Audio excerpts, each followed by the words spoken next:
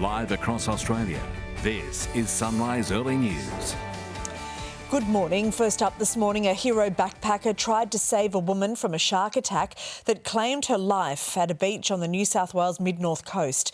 The Swiss couple were swimming at Kylie's Beach when the suspected bull shark struck. The man dragged the woman 50 metres back to shore and he suffered serious leg injuries and is now recovering at John Hunter Hospital. Nearby beaches were closed for 24 hours as authorities monitor the coastline. Hundreds of people are without power this morning after southeast Queensland faced another barrage of storms for the fourth consecutive day. Brisbane, Ipswich, Logan and the Gold Coast were all hit by a severe thunderstorm, bringing hail and destructive winds. The damaging weather system eased up last night, with the clean-up effort now well underway, the area dealing with a heat wave warning now. A review of Australia's definition of terrorism is sparking fierce debate, with Muslim and human rights groups wanting to remove religion as a motive for terrorist acts. Let's go live now to political reporter Isabel Mullen, who joins us from Canberra. Izzy, morning to you. Now, apparently other groups are disagreeing with this. Yeah, they are, Mon. Good morning. Even the federal government is sceptical, stating that all of the 16 terror attacks on Australian soil since 2014, they have been motivated by religion. Muslim groups and human rights groups, they do want this looked at, saying that groups like Islam, they are being marginalised and people are assuming that Islam itself is a source of terrorism. The definition of terrorism is being reviewed for the very first time since this part of the criminal code was enacted, since those September 11 terror attacks. The report is being prepared for the government. This is under review and it will be finalised sometime next year. Mon. All right, Izzy, thank you. The death toll from an inferno in a Hong Kong apartment block has risen to 83 this morning, with hundreds more still missing from the high-rise public housing complex. Live to correspondent Ben Downey now. Now, Ben, are investigators any closer to working out what started the blaze?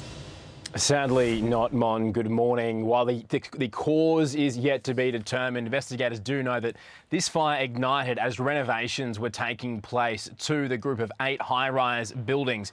Police blaming, though, the ferocity and speed of this inferno on both the mesh bamboo scaffolding surrounding the towers and the flammable foam used to seal the tower's windows.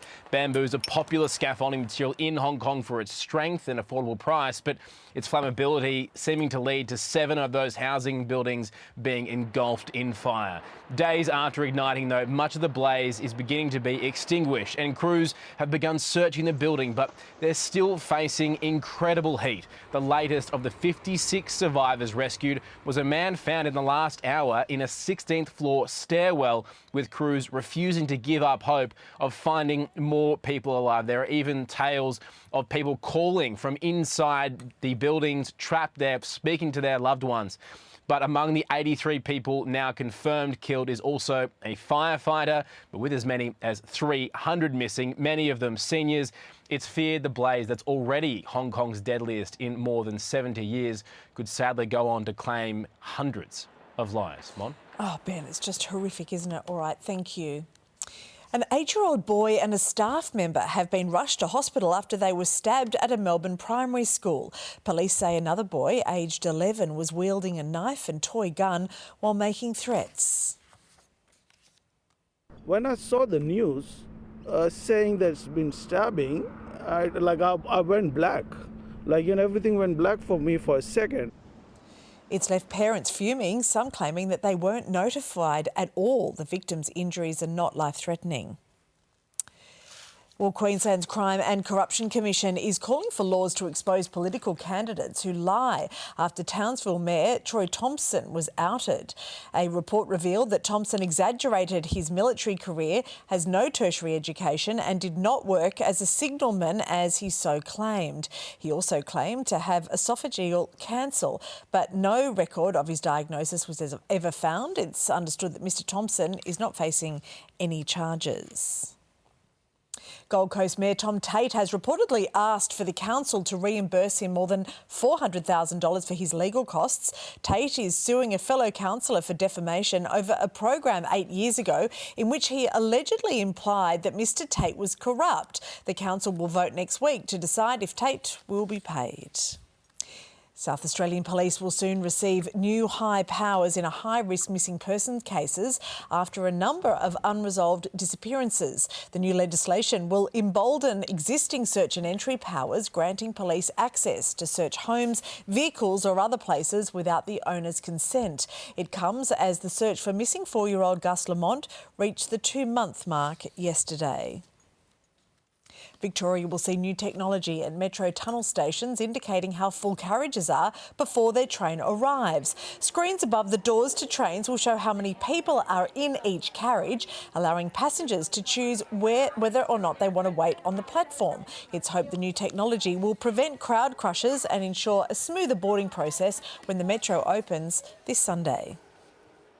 Week 1 of Gold Coast Schoolies Week is set to wrap up today. 20,000 Year 12s from across the country descended on the glitter strip.